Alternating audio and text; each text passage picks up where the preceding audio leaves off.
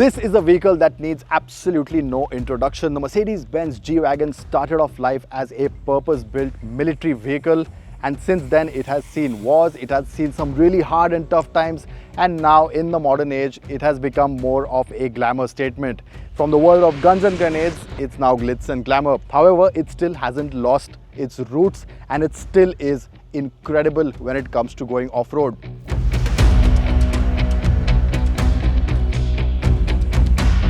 Now, I am in Jabalpur and I've been called here by Shapur, of course, who says he's got something that will dwarf the G Wagon. Let's find out.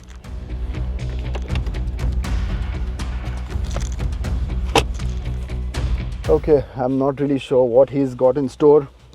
He said it's something big, he said it's something really exciting. It's gonna take a lot to dwarf the G Wagon. I mean, this is a car that is absolutely loaded with character. What can he possibly get that is better than this?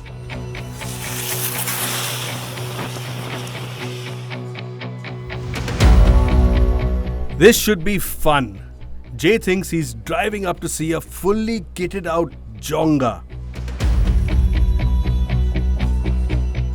I'm actually with something a bit, alright, a lot larger. Ladies and gentlemen, meet the 6x6 Airavat, the Vehicle Factory Jabalpur's Mine Protected Vehicle. Let's take a quick tour.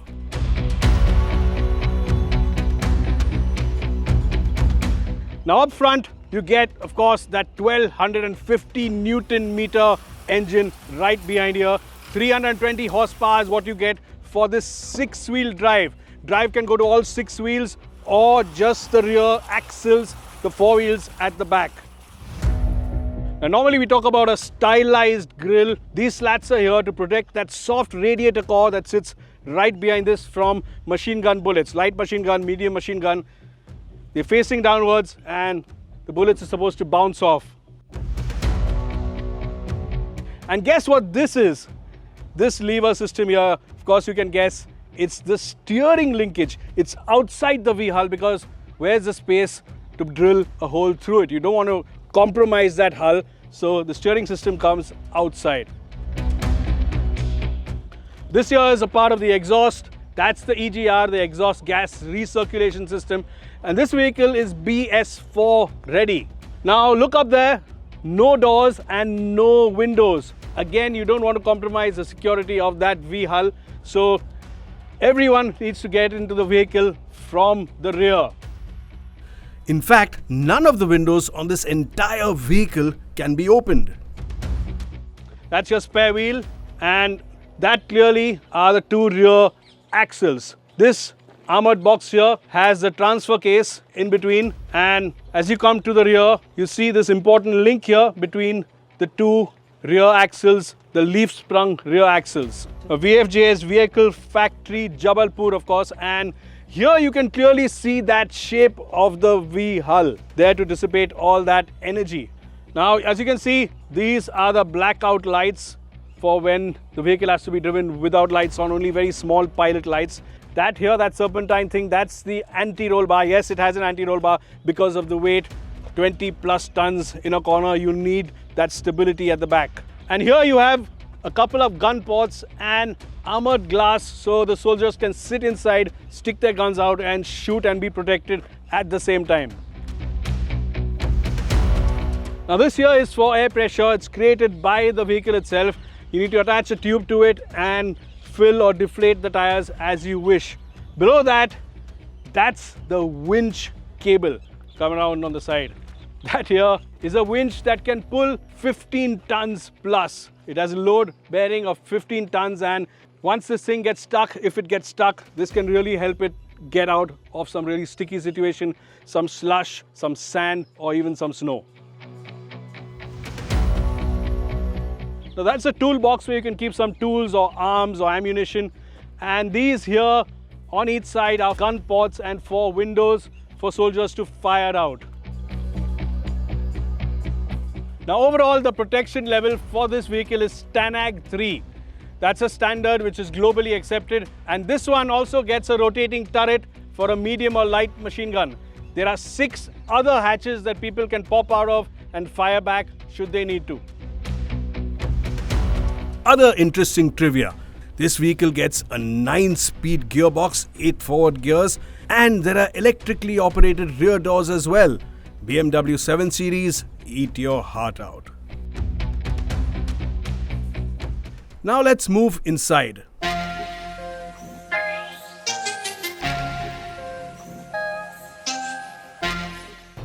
So no power windows, no central locking, actually no windows and no doors, and that's because this armored shell is meant to protect you. You do get something that resembles a sunroof. There's these hatches here and 4 in the back, and that's of course if you want to go out and fire at somebody. Now in front of us, the instrument panel is all gauges, no digital instruments here. Speedometer reads 160, but you're never getting there. The top speed is around 80 for this vehicle, and it'll do a maximum of 2500 RPM. Fuel, oil, battery, pressure, and temperature, of course. The central panel is a bit more interesting. Of course, you have this aftermarket rear view mirror, video rear view mirror. That helps, of course, when you're maneuvering this thing. But here on this panel, you have your air condition controls, OBD, which is onboard diagnostics. You can plug a computer in there, talk to the ECU. That's a warning buzzer. This one is for that massive 15-ton winch outside. These are the emergency lights, the low lights for conditions of war, when you're in action, when you don't want your enemy to see you in the night. These are the diff locks, the third, second, and first axle diff locks. And this is for low range, low, high. That's your button for that. Warning lamps here, and then you have your camera system, hazards, fan, pressure. You can adjust the pressure. And this bonnet, when you press this button, it comes up hydraulically. It's so heavy, you can't lift it up on your own.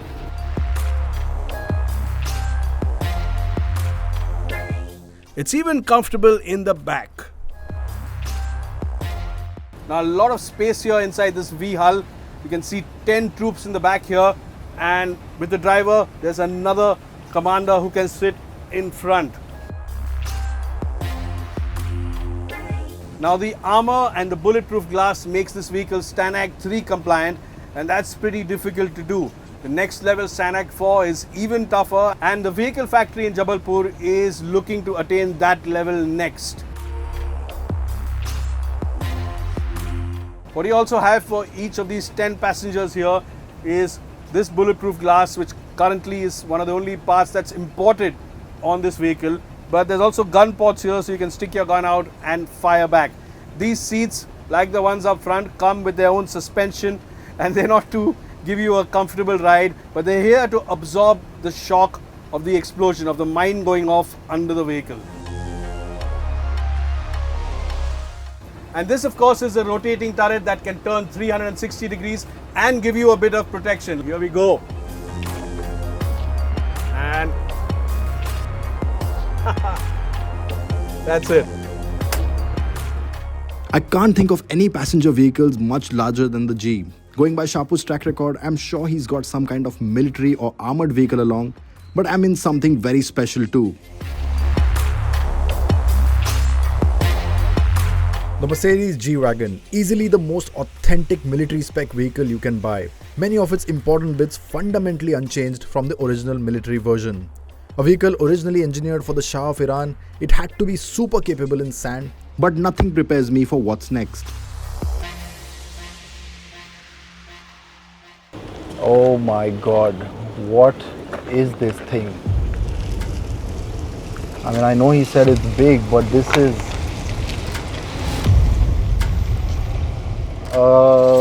okay, this is gonna be a bit of an issue.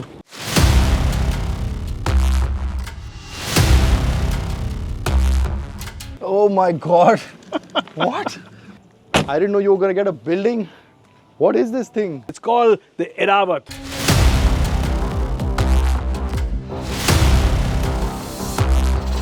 The Vehicle Factory Jabalpur's mine protected vehicle. It's 21 tons of protection, solid armored steel, and it's the next step up from troop carriers. While this uses a ladder frame chassis, this one's actually a monocoque. And that's it, that's the monocoque. Everything you see is outside. Well, clearly, I mean, I thought I had something really badass and tough, but Time to take this beast for a drive. Now 20 plus tons on the move. I'm sat on the first floor. And what makes it even more difficult is that this track is really narrow, so I have to be careful, especially in places like this. On this narrow track, it's raining, it's wet, visibility is bad, and it's quite disconcerting trying to keep this on the banking. And then what makes it even more difficult is that there's slush in places, and I have to be careful not to drop a wheel onto something soft because of the weight.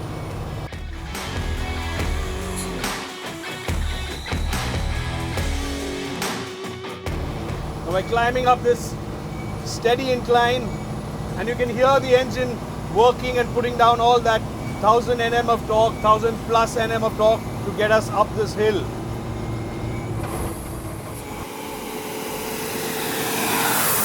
Now the Airavat has 8 forward gears. Now this has a very different sort of gearbox. There's 4 gears on the left and another 4 gears on the right, and to go across I have to put it in neutral. And although it has a lot of power, the power to weight ratio is dismal.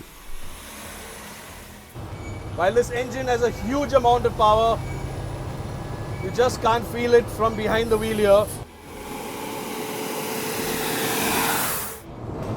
And negotiating corners is nerve-wracking because I have to plan well in advance, shuffle the steering wheel, and then straighten it up again before I can accelerate or go a bit faster. With the extra axle, the ride is extremely good. Now what's amazing is how that double axle in the back rides over most obstacles, how it floats over it, almost snakes over it, and delivers a ride that you can't get from a single axle. And the big surprise is that the brakes are pretty good as well. Now for all its weight and momentum, the braking system is pretty good. It does give you a lot of confidence, and those big drums, 6 of them, they of course air brakes, and as you press down on them, there is a fair amount of stopping power. So despite all that weight, yes, it does come to a stop when you hit the brakes.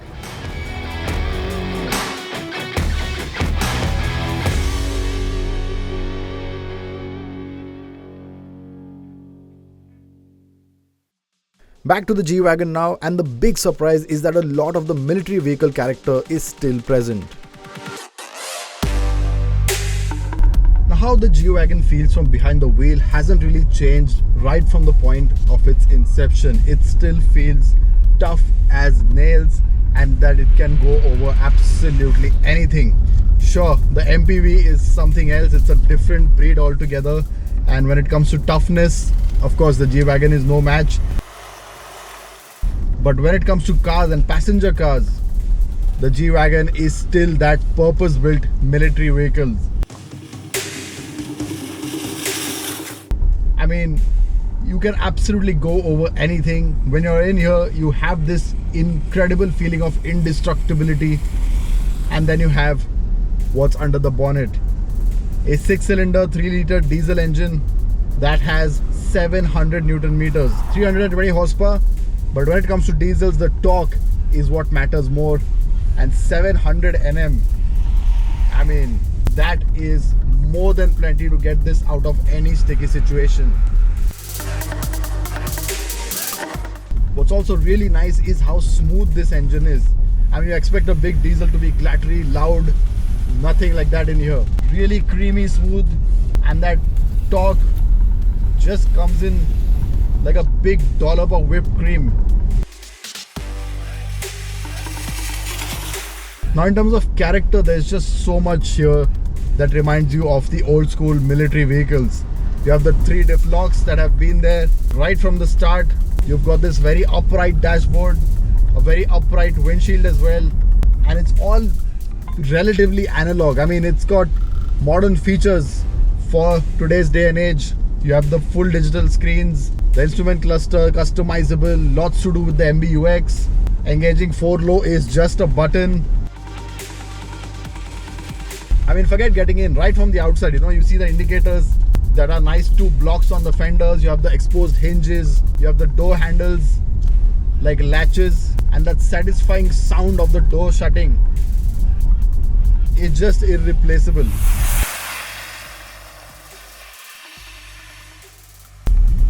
But there are quite a few similarities. First is the engine. Both get a 6-cylinder diesel engine. Both get around 320 horsepower.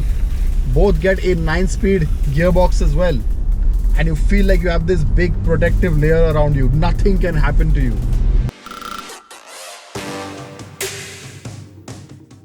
And I'm so glad that Merc has still kept it true to its essence, but without making it feel old and drab.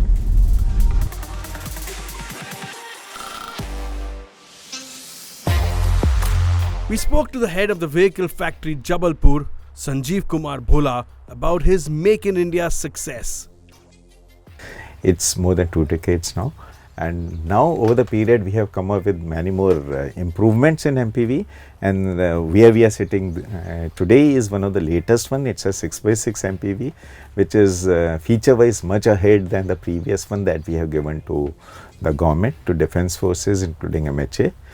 And the main focus generally we do is comfort for the troops, the protection, higher protection levels, like this one is with STANAG 3 as compared to the STANAG 2 we have given.